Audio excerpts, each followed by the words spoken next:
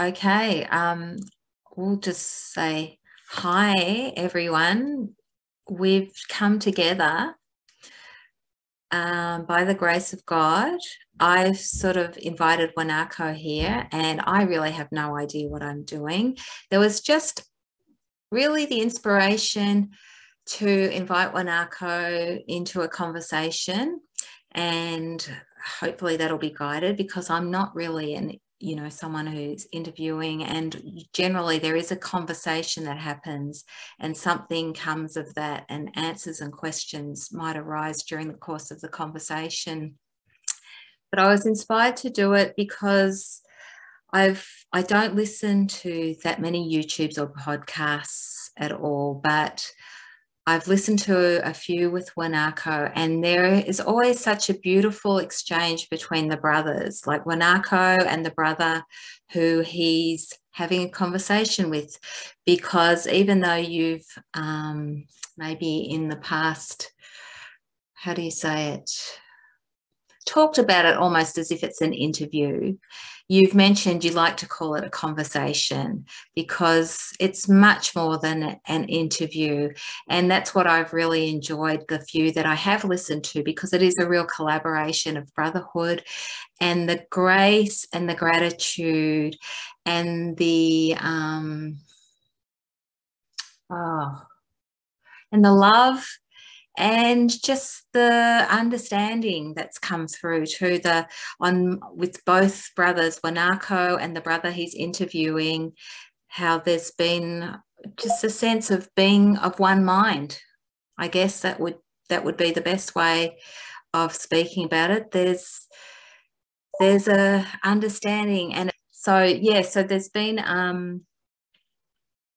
that beautiful conveyance of joining and understanding, and being able to speak of the same understanding from the one mind, with a slightly different nuance, you could say.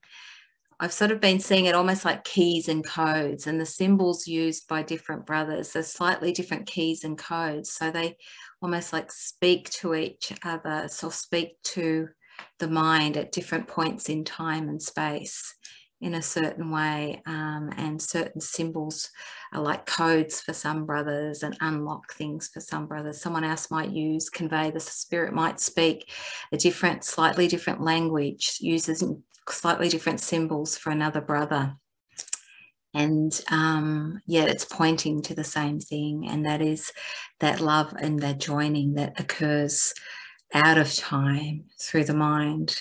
And as I said, is really conveyed with these conversations, the few that I've listened to, that's Wanako has been involved in. So I can speak about those ones. I haven't listened to the rest. Maybe the others really crap, I don't know. But they always come across as there's a real sense of joining and love and gratitude. So I really want to thank you for that, Wanako. It's a beautiful reminder for anyone listening of what's beyond the words and what's happening behind the scene, the scenario and the appearance that is being presented. Now, having said that, here we are. And I love I don't know whether this will go up as a video as it is, but I love the picture you have behind. Did you do that, or did your daughter do that picture? No, I did. Yeah, I really love it. It's really fun. Yeah, just as the logo of the podcast and the logo of the page on Facebook, it's all from me. All come through me. Yeah, I really love it. It's sort of got that childlike I don't know, just that childlike nuance about it. And I'm not very good with language. I know there's the word there to describe, but I'm really forgetting the concepts that I want to use. So here we are, and thank you. I don't know whether you want to say anything off the bat there. Well, let's start. There's 100 episodes out now of the podcast, and it's called The Holy Spirit's Curriculum of Joy. And I have it on podcast platforms, all pretty much. Yeah, I don't know if all of them, but many platforms have it.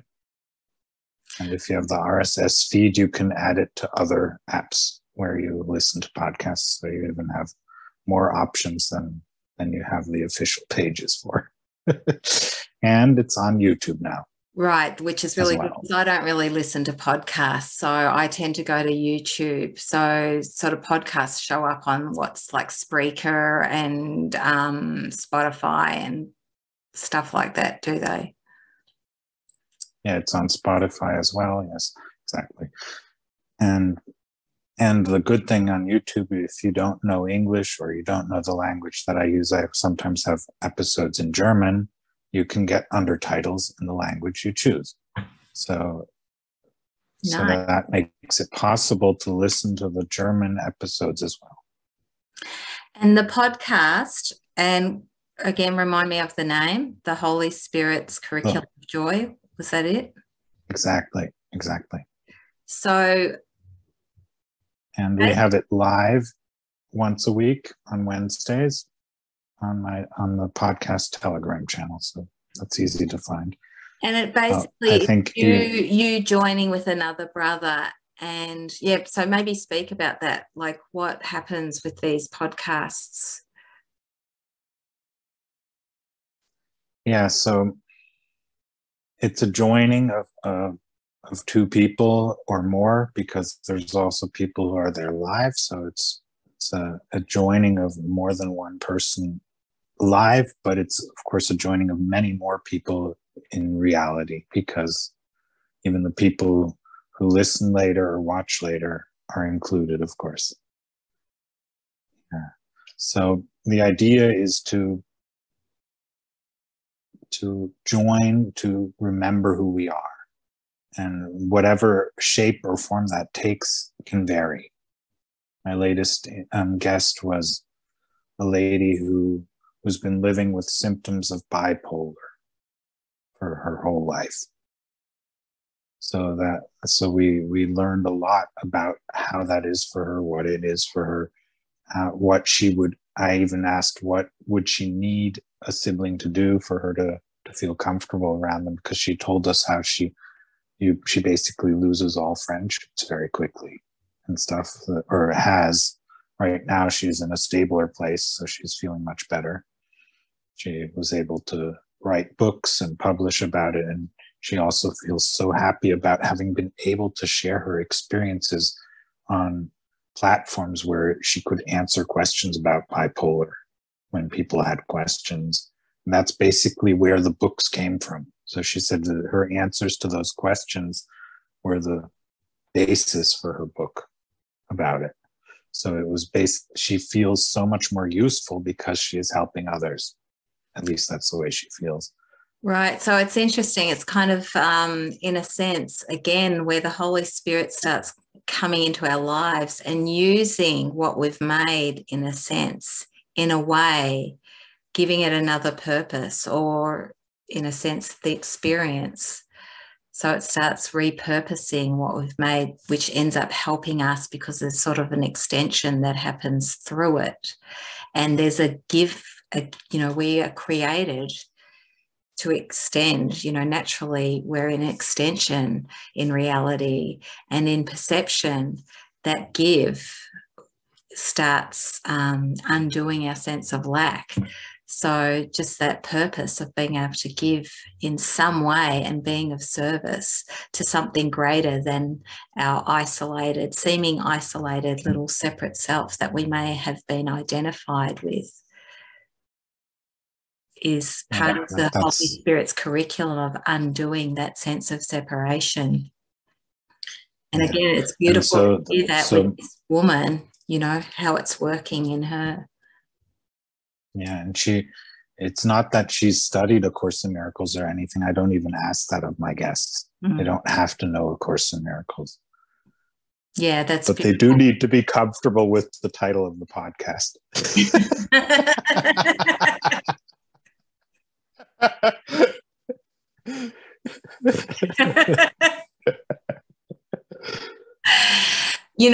This is the beauty, and that is the beautiful thing too, Wanako, of having all these witnesses come up, and you see it's really almost like one mind waking up, and it is the Holy Spirit's curriculum. And like I began the podcast, it's working with our own seeming individual coding and symbols. And that's the beauty of this podcast. You are interviewing anyone, anywhere, yet they're all witnessing to that transformation and the working of something greater in their minds to open their minds to remembering who we really are. So I believe that. It doesn't mean that all my guests do, but for me, I really see how these people are feeling this great joy about sharing. And this sharing is a joining. And as we've been taught in A Course in Miracles, joining or communication is for joining, to remember that we are one. Yeah. So every conversation, every sharing, everything that we do in which we join is helping us to remember who we are and to love one another. And I remember one of the big messages I got about the last conversation was this lady was saying, I need to be accepted. I need people to accept me because as long as she has these symptoms, she has no control over it, direct control, right? So she needs people to be able to forgive without expecting anything in exchange, right? Any change of behavior or whatever else, right? Mm. But as I could see, she has changed over the years because now she's in a place where she feels so much more peaceful with her sharing and so on. And so I was saying, yeah, this must be heaven to you compared to what you were experiencing before. And she said, yes. Have you known her over time, like over a period of time? I haven't known her over a period of time, but she told her story. Yeah, right. And yeah. So would you say that almost like mirrors your own journey in some ways too? Like, maybe a few years ago, you've come to more of a level of acceptance where you feel more comfortable as well in your own, in your own skin, for want of a better word? Well, it's a journey because accepting who one is really something one's not used to. So loving myself the way I am is really something that I am in the middle of learning. I'm still continuously learning step by step to accept that there can be a love that doesn't demand anything of me. Yeah, right. Yeah. I mean, the last message I got about it from Yeshua was when I was asking about it, because I always, when he says you're to share, you're to do this, you're to do that, right? I'm like, I was thinking, okay, it feels like it's a pressure to do this or a pressure to do that. And he was saying, it's not about pressure at all. There's no rush. There's no need. There's no push. It's just that it's happier for you if you do these things. Has nothing to do with any concrete demand like I thought. So it was obviously my reaction to these guidance was one of thinking that I'm being pushed, right? And so on. And he's saying, so basically the message I'm getting is that's my interpretation of it. Yeah. There's no, in reality, according to what I'm getting from him, there is no push. There is no shove. There is no have tos in anything he's providing us with, any information, any support, any suggestions, any wishes. So I'm the one who's making this story out of it, of of importance, of specialness, of this and that. And there is no specialness in it at all. So have you found when you hear him tell you that helps you release those stories or thoughts or judgments, you could say, that is that driver? It's like a driver that you have to do this, the one, it's kind of sapping the joy out of the direction you've been given through him. Exactly. You follow me, just, I'll tell you what to do or whatever. And there's this other component, this driver behind going, you've got to do this, Wanako, you've got to do this, and now get this done, or what have you. So when you hear him tell you that, does that help for you undo it? Do you sort of immediately just hear it and it's like, oh, okay, and it falls away? Or do you feel like you have to be vigilant, notice it, and it comes back? And it's a double bind. So on the one hand, it's relaxing. On the other one, it brings up fears, because if you let go of this drive, you think it's your drive, right? Because I actually had a whole session where I was speaking about the miracle drive, which is mentioned once in A Course in Miracles. As far as I know, I haven't found out whether it's mentioned a second time, but it's mentioned once as something you on a need to know basis. But anyways, the miracle drive is the actual drive. Now, so I'm actually learning. I actually, when I talked about it, I was trying to show that it must be there, because the direct experience is something that I do not have in that way yet, right? But I do have experiences that point out that it's there. And so this relaxing into accepting who one is and no pressure and this and that is really, really challenging for me, because immediately this fear, okay, then you'll get nothing done, nothing will happen, this and that. And then immediately the ego gets me to do things that perpetuate that, where I would judge myself. So now the question is, how do okay, I'm doing these things. It's like something I think is not right to do, so that I don't relax completely, right? To keep me from it. And then how do you let go of that judgment in that act? Because it's almost like you're not totally in charge of it, right? Because you're allowing it, you're doing it. So you're actually you think you're actively fighting. But then Yeshua will say, no, that you're not really fighting it, right? And I'm like, huh? Because it's not possible to fight what is the event, what is there anyways, right? So it's actually, it's like, I think I'm fighting it. Right. So let me see if I'm following it. So it's like you're showing up, you sort of know, you kind of, you're guided to do something.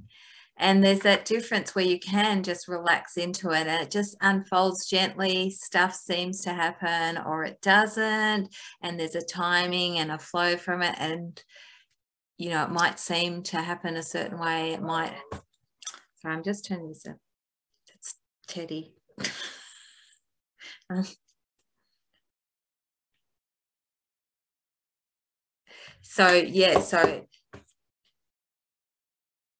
And then this other thing arises and the same thing might seem to occur, but now you're doing it with that tensioning where there seems to be resistance and a fight. So am I following you? Yeah. Describing that? Yeah, I might even stop doing it, right? Right, because the tendency is, because the tendency is, again, with projection, we'll make it about what we're doing rather than the relinquishment of that driver or the thoughts. So it's almost like we'll change tack. You could say it's sort of adjusting in a sense, rather than letting go of the driver that's going meh, meh, meh, meh, or that fight, the inner conflict, you could say. We tend to sort of go, oh, it's because I'm so it's basically this, there's these things. So I remember how it used to be much stronger, right? Where you have things you want to have done. You want to have done this, but you want to have this and that done. And by the age of so-and-so, you should have had this and that and that. That's the type of voice that is operating there against, so to speak, against it, right? Against doing what I feel. It's not only the things that Yeshua is telling me to do. It's about basically anything, right? Where I feel pressure, right? And when I don't feel pressure, I'm afraid that I will just digress and do anything, just not what is supposed to be done, right? Or what I think should be done, right? But anything else, right?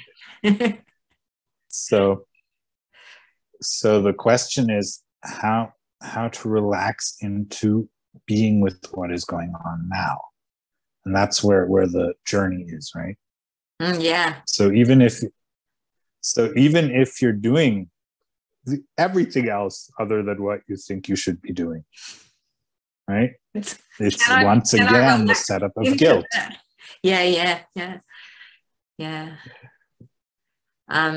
So there's a sense of guilt.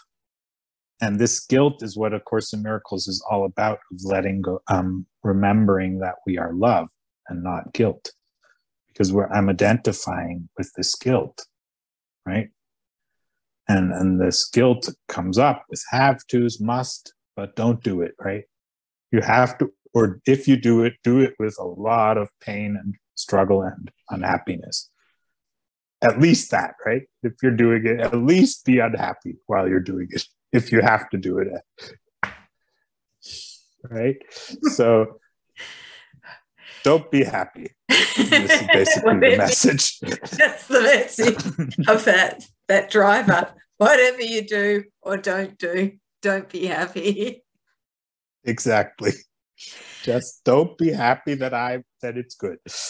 So I was listening the question is, how do you turn that around?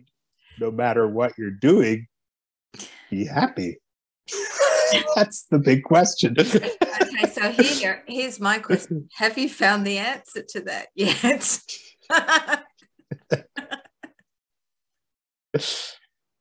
Well, are you discovering the answer to that big question? It's basically, as far as I can tell, it's a process. I know it's there, but I'm not allowing it to be something that I accept as my normal experience. It's quite so I'm rejecting that experience. Our natural state, we're actively rejecting. Like, yes. What is our natural state? Yeah. Yeah. So I'm actively rejecting the experience of happiness. And I'll take anything to do that. So whether it's the body, the mind, or some activity that I should or should not be doing, I'll take anything to reject it, right? But the thing is, even though that is happening, right, this rejection and so on, there's another instance in me, which we in A Course in Miracles call the Holy Spirit, that is actually rejoicing about it all the time. So the thing is, when there might be moments where that rejoicing might pop up, right? And I'll be like, what? Or this peace of mind or whatever, or the suddenly relaxing and saying, oh yeah, fine. No matter what I'm doing, it's good. And so this popping up of that is something that and letting that happen again and again is right now, that's where I'm at, is to, when it pops up, okay, it's there. But I have to accept that the present way of rejecting it, it's rejected very quickly. Right. Yeah. Right. Yeah. So it pops in. So, It's like, so, oh, so I don't think so. Too much peace and joy. Let's get rid of that sort of thing. yes. So that's the where I'm going through now. And then there's things in my life that I give, I say, okay, you're the justification for me to be unhappy. Right. Mm-hmm. So there's plenty of those where I can say, okay, that's right. That's good. That's why I'm unhappy. At least I know why I'm unhappy. But the truth is, I don't know why I'm unhappy, right? At least A Course in Miracles says there is no reason to be unhappy, right? You can justify it with whatever you like.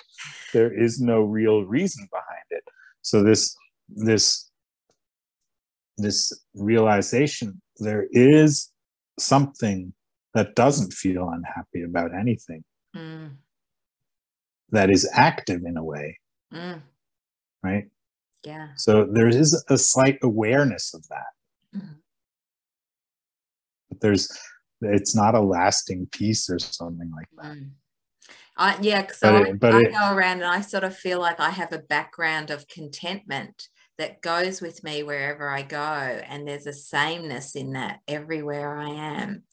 But I'm sort of hanging out with the part that's going, like you say, in rejection of it, and identifying with that part that's rejecting rather than the always content and changeless and pristine. Yeah, so there is, and when I have these moments where it pops up, right? Then I realize, oh my God, there must be so much more there. This is just like, it's just a slight feeling of it. It's just these slight, I'm not even in those moments am I allowing much of it, right? So and if that's so much more, then how much bliss is there? There must be endless bliss available, right? So it's a very exciting thing. And at the same time, of course, when you're in the moment, when you're rejecting it, you're very unhappy, right? So it's a very interesting place to be at, I guess, if you want to put it that way. But something you were saying though really reminded me of I was listening to, again, I don't listen to stuff very often, but I was prompted to listen to Stephanie and Lloyd have a little chat with David Hoffmeister the other day, and David was sort of saying, you have to remind yourself during the day, like, all through the day, I'm worthy of having joy without opposite. I'm worthy of true happiness, because there has been such a sense of, we seem to have split off, we seem to have done something, and there's can be that real prodigal son thing happening where, I'm so ashamed and so guilty over, I think I've done something and I'm so unworthy. I find myself in this littleness, and somewhere in me is the memory of the grandeur and the glory of the kingdom that really is our true home. And, like you say, I've rejected it. So I'm just unworthy of even, sweeping the stables for my father sort of thing, cleaning out the dog shit sort of thing.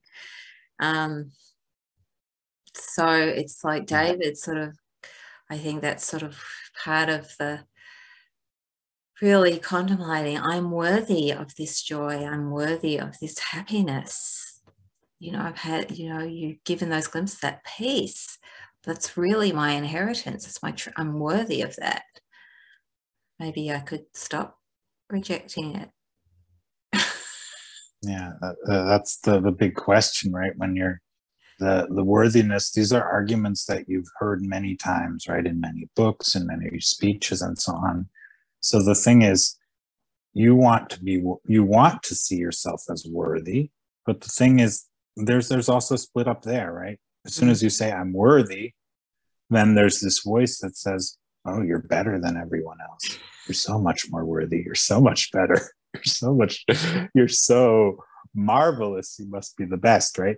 So it was very significant when I listened to the lady who spoke about bipolar, that they get into states where they think they are beyond everyone else, right? Yeah. So much better. And so that must be at a magnitude way beyond what we see that way, right? When we think of things like that. Yeah, well, so because the I big would thing say, is, in separation, in the split mind, we all are bipolar, and someone like her is just really us magnified in a sense in our split mind, like you say. We might not go to those extremes so quickly, but it's definitely in us as part of that thought system. Yeah. So that's the beauty of it. You recognize yourself in your brother or in your sister or in your sibling. I say sibling. I like to say sibling because it doesn't have a gender to it. But anyways, so that's why I think it's significant when the fun thing is when I'm thinking about Yeshua and what he thinks about things. And then there's this idea of being able to love every single sibling, everything that's going on, without any distinction between them in the sense of making one better or worse. And it's like, wow. So he can love all, even if they're in the middle of a war. Yeah, absolutely. If they're in the middle of beating each other up or themselves up, he's still loving them. I'm absolutely. Like, how do you do that, Yeshua? How does that work? I want to do that too, right? And then there's all these things. If you do that, you're not going to stop them from hurting each other. And then that's not true. It's actually the best way to stop things from going that way. And I'm like, wow, okay, how does that work, right? Because forgiveness actually stops the war, not the stepping in and saying you're wrong. Yeah. And you're bad and you're doing the wrong thing.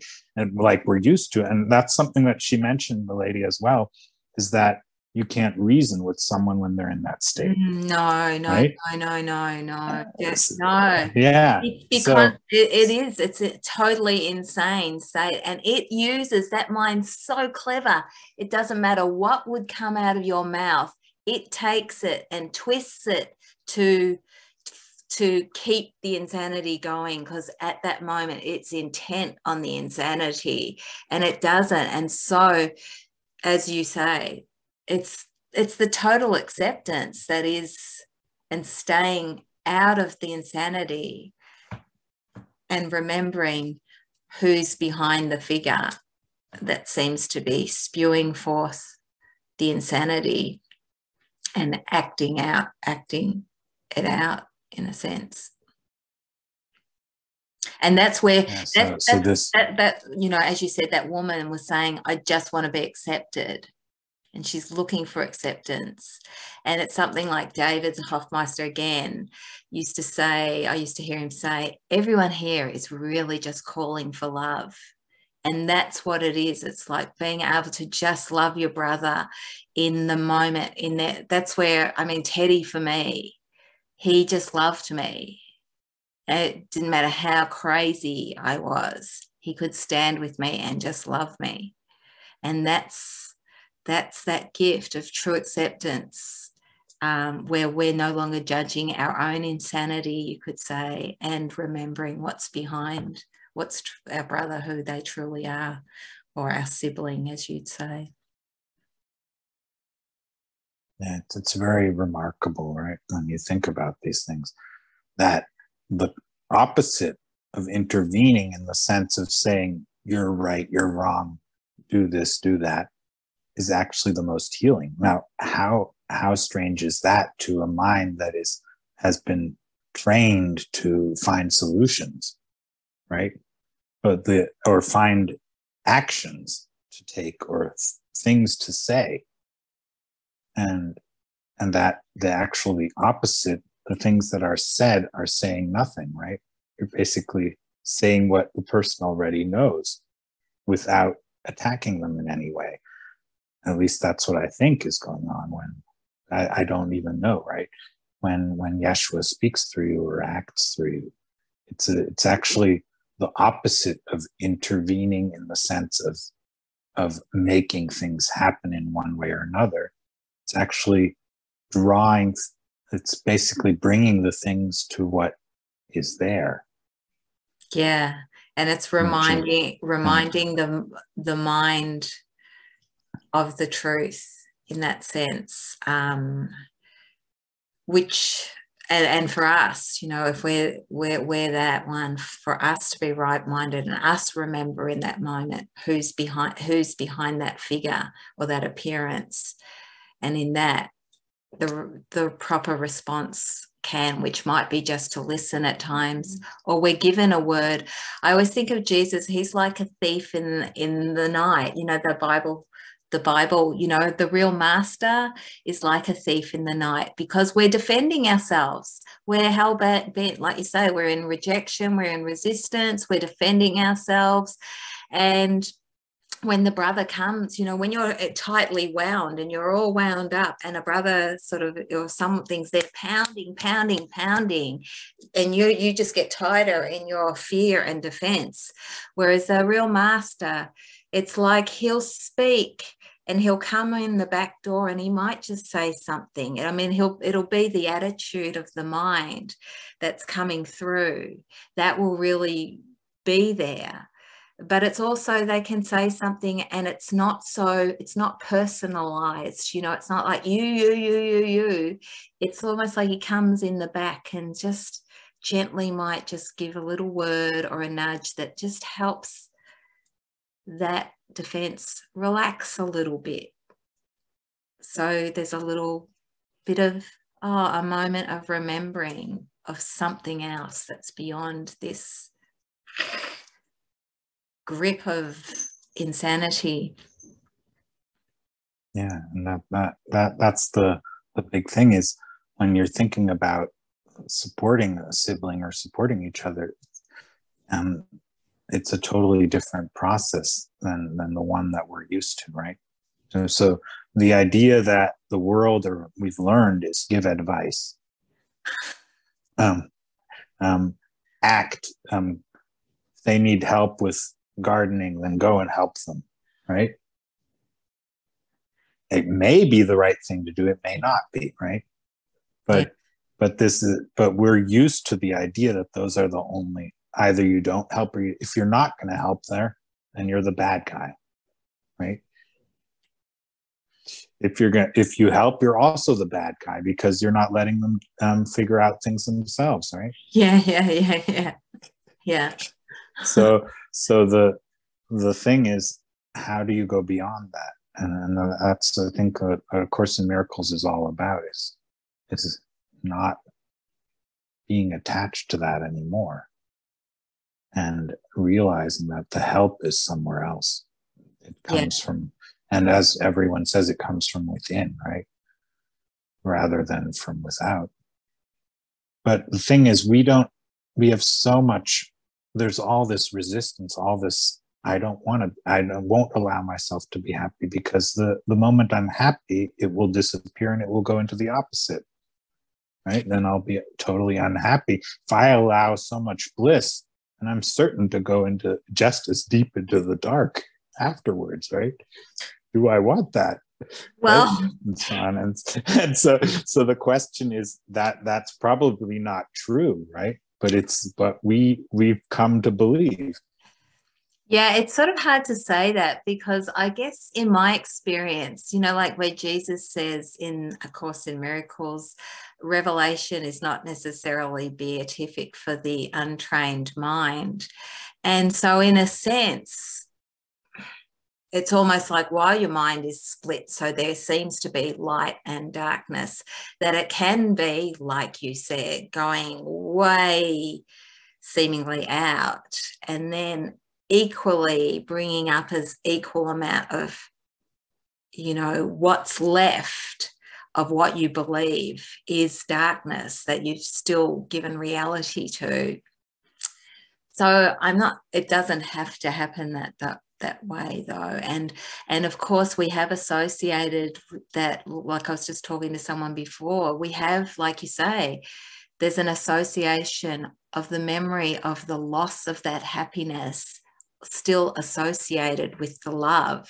It's like, so when we remember the love, it's like it triggers our memory of losing conscious awareness, or awareness of that love, because we lose it, we lose the memory of it in reality, in our minds sort of thing. It happens, it's not like it's the loss of the memory of our wholeness, that I'm not expressing this very well. Post-schism, and so it's like that return coming up, like, you may have heard of people saying that eye of the needle, or we'd call it the borderland of thought, because you're coming up to that point where you seem to have lost consciousness, you seem to have lost the memory of reality. And that can be very intense, because at that point is, like you say, there's the memory of the joy, but there's also the memory simultaneously of losing consciousness, falling asleep, you could say. So that also has to be really washed away and purified. That association. It's a bit like Jesus saying, all change reminds us of that first moment where change seemed to be possible, where all is one and reality is perfect and whole and no changes and changeless. We seem to have an idea where change was possible, and that was so catastrophic when we believed it, that all change triggers that memory. So we think, until you get a certain amount into training, change triggers the memory of separation. You don't really realize that you're actually heading towards healing. You're going back in time. You're not going further out into further separation. Yeah, and it's also, that's why it also speaks of the difference between recognizing what is good for you and what actually recognizing it or not recognizing it. So in A Course in Miracles, it speaks of that you may have things that you think are your deep worst moments, and actually something really good was happening there. And sometimes you can't tell and sometimes you judge things wrongly too. Like you think, okay, I've triumphed over all these people and I've got this done, and wow, how good I am, right? And this and that. But then that may not have been so particularly helpful as you thought. Yeah, he's basically saying we can't judge, we know shit. But yeah, the whole, it's really funny because he says these unequivocal statements like, you cannot judge. Like, when you hear that rightly, it's like, it's not possible. You don't have the ability to judge. But identified with the wrong mind, we think we're judging all the time. Yes. Because we're associating ourselves with the judger rather than the mind that it cannot judge, that field of non-judgment, that mind that is wholly loving. Yeah, and the we don't associate non-judgment with love very easily. Yeah, because non-judgment, it sounds like laissez-faire. Just let people do whatever they do, let yourself do whatever you do, and then and according to what is being shared in A Course in Miracles, that's not the case. Right? No, you can't, because so the non-judgment doesn't mean inaction, or doesn't mean that that you're letting things go down the drain like we would think, right? That's right. You have a guide, and it's joining with that guide, that inner teacher of truth, and joining with that guide. That's important, because when we just think, oh, just don't judge and do whatever you like, well, that's still just me operating on my own and doing what I think I want, or think I want to do, or think I need. Now, sometimes that might align, but it's like there's something within us that knows what's most helpful for us. And like I say, keys in the code, and joining with that helps undo our sense of separation, rather than me deciding of my own, becoming like a little child and being dependent on that inner teacher or inner guide. So you're interviewing all these people from different walks. Do many of them sort of have a sense or speak about, they might not use the term Holy Spirit or Jesus or teacher of light or truth or anything, but do they sort of do you see, I mean, I can understand you'd see it operating in them as you speak with them. You'd see that very clearly, I'm sure, as they tell their story. But do you find most have a sense of that? But they might not call it that? It's a good question. It's a good question, and I do ask the people. For instance, I had a lady who wrote a fantasy book. And I was asking her, where does that come from? Where does your inspiration come from? And so on. And we went ever deeper. And then it came out. It comes from a place of calm within her that she learned to reach through certain techniques and so on. So it was really fascinating, So she might not call it a Holy Spirit or anything, but that doesn't matter. The fascination for me was that there is this place within this sibling that is bubbling up all this creativity and is actually the message behind it.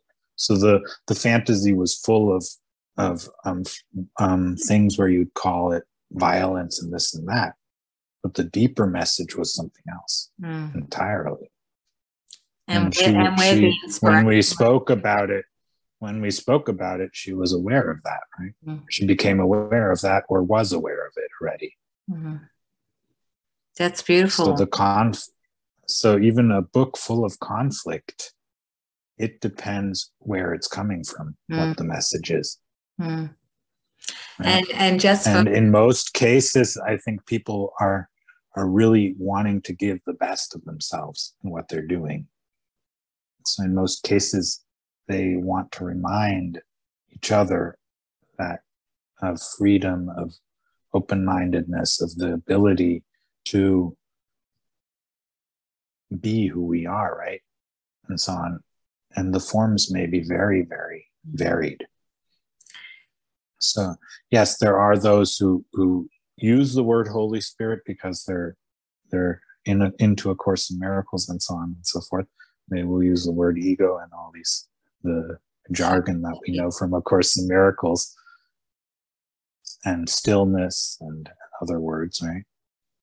So, but like I said, it's not even necessary for those words to be there.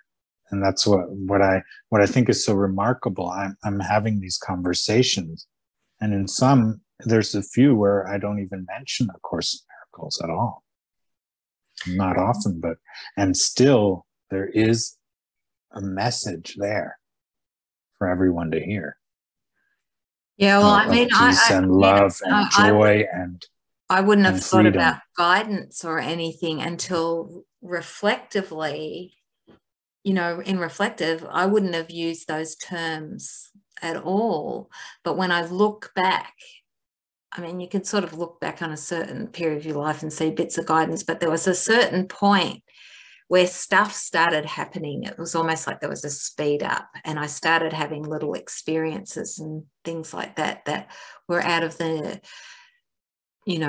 sort of ordinary, normal, and having thoughts come into my mind that weren't, I'd notice and go, oh, they're not my usual thoughts. And I was such a dummy. I didn't stop to really contemplate stuff, like there was stuff happening where I think if I had have been a little bit more conscious, like I look at it and go, any other normal person probably would have gone, wow, maybe I'm getting messages. What's this about? Really thought about it. And I don't just have these experiences and go, oh, how about that? That doesn't usually happen, and then be on my way. But when I look back on it, things were definitely being orchestrated from something, how everything unfolded. Things were being orchestrated, and I was being guided, albeit really, unconsciously. Just the way things unfolded, there's no way I could have brought all that stuff into the way it happened, orchestrated it. So there was guidance happening, albeit, I wasn't calling it the Holy Spirit, or I wasn't even conscious to what it was. Like I say, I was really not even really sort of going, wow, that's not unusual, and sitting down going, well, maybe I should sort of just sit with that for a moment, and contemplate it. So you can see, no matter how, but it's interesting, just the idea of inspiration to me, the woman saying she's in a place of calm. And for many, you see people almost in their activities, doing an activity to reach that point. Like, I mucked around with surfers for a lot of my childhood. And really, back in those days when I was, a teenager, it was it wasn't hot dogging and doing aerials and tricks. And, it was really that sweet flow, and for me, you'd go out the back, behind this where the sets were breaking, and just hang out in this deep water waiting. And, everyone's hanging out the back, and there's this, sense of communion, and everyone's there with the same purpose, and it's quiet, the quietude's there, and that stillness.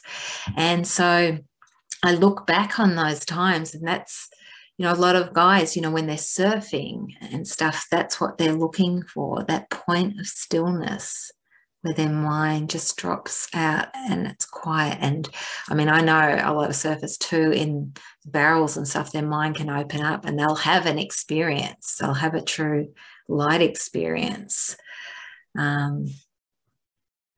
So it's interesting to me. She sort of gets to, the inspiration comes from that point of quiet and calmness, of peace. Yeah. So that's the fascination of it, that everyone draws from something, and whatever name they give it or not, right? Or how they describe how they got to seeing the world the way they do today, it's always helpful. There's always insight there for us, available for us. So that's why I said it helps us to remember who we are, to remind each other actually of who we are. And that's basically the purpose of it.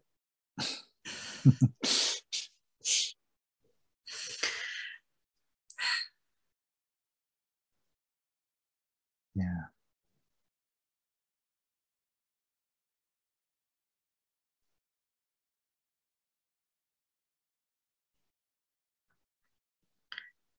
So I want to just, like, practically, you seem to have a family.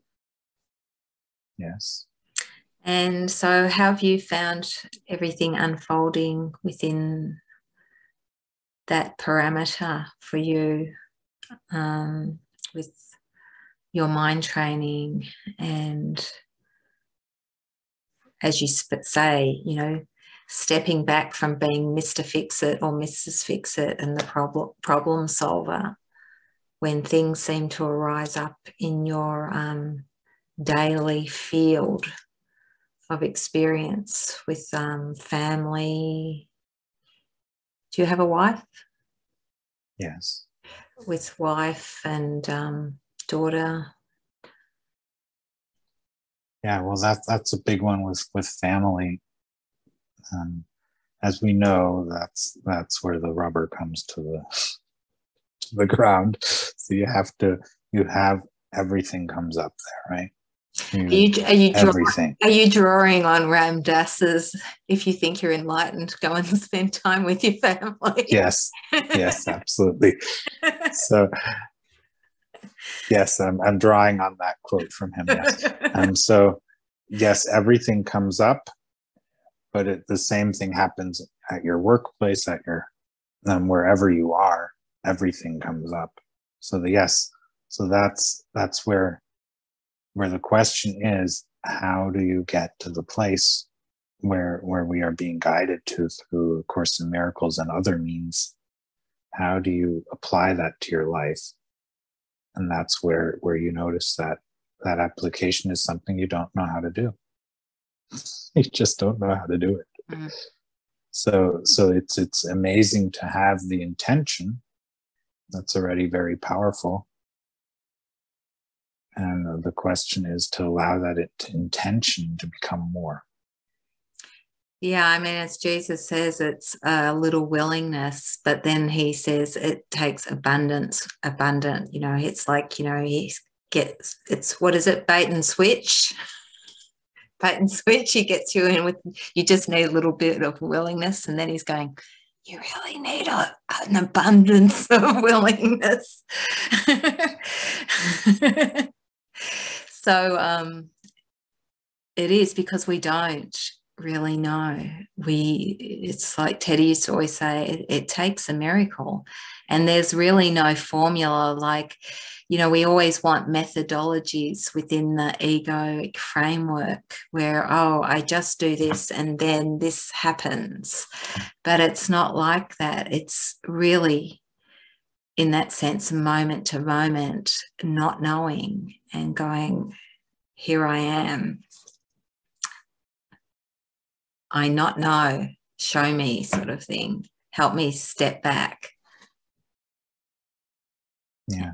So we're back to the issue of allowing things to be the way they are. and changing our ideas about what that means. But because I like this, like I said, the idea of allowing things to be the way they are can sound like you're not involved. You're not allowing yourself to live a full life, because you're basically withdrawing and from life. And that's what A Course in Miracles is teaching us. It's the opposite. Yeah. That's the way you engage with life. Yes. Is through the processes of forgiveness, of non-judgment, and open-mindedness, and trust, and all these other words that are given in A Course in Miracles as well. It's not sitting on the mountaintop and letting the world come up to you. It's like you might have moments of that, but then it's bringing whatever back into the marketplace and applying it in the marketplace, and then having the miracle go on, so that everything in our mind is seen rightly, and every situation is seen differently, you could say, and with love at some point. It's all converted to see only with love. So our mind is healed, and we have only one action of mind instead of that split where there seems to be two. But I like the idea of the acceptance, because part of it the acceptance and allowance is allowing our resistance. I was given a tool called radical forgiveness, and you had this little, that sort of make statements, and you sort of tick the box how true it was for you, and whether you're willing, open, skeptical, or unwilling. And I really liked that because I could really kind of check in and at each point feel where I was with that. And it was like including my resistance in, it was including my level of resistance in at that moment, for that moment, with that particular practice and process of, in a sense, handing over the crap of my own mind, so that I could make room for the light to come in and dispel my shitty thinking. But part of the acceptance was allowing that my resistance to be how it was, rather than fighting with it or trying to change that too, or fixing that in a sense. Yeah, well, that's where the resistance is coming from. So we are doing that when we are resisting. We are actively trying to fix it. Yeah. Exactly. So it's sort of like that. Jesus in Helen's notes talks about stimulus, response. And so it's like you've already got the stimulus and then you respond and it creates another response. So it's like the double judgment sort of thing. So it's almost like that resist not evil. You've already judged. Instead of judging your judgment, you're allowing, you're removing the judgment and resisting. I like to think of it, I'm not resist not evil, not resisting my thoughts of separation, allowing them to arise without trying to get rid of them, try to push them away. It's like being able to let it all come up, the hell come up, the resistance, the fear, and giving it a home for a second without giving it meaning in a sense, or resisting it. Yeah, it's hard to describe, and I don't know how good one is at it, but it's a very important topic, and I think it goes with the idea that we know is very wide.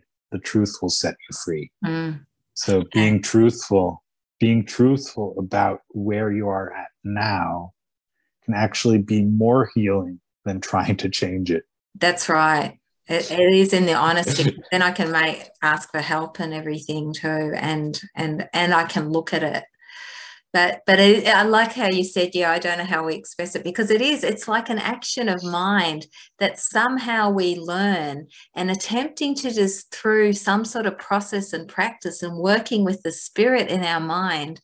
And it is an action of mind. And even though we can use words to communicate it, it's like something you can't teach to someone else, even though you can sort of describe the process in a sense.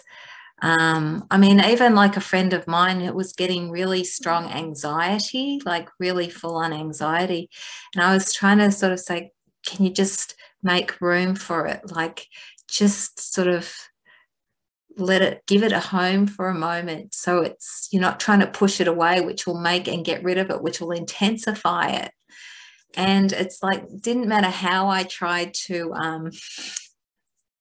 convey, I couldn't communicate it in a way that he sort of grokked what I was saying. And I'd only learnt this through somehow this practice of radical forgiveness, a tool that I'd been given, and applying the tool over and over again.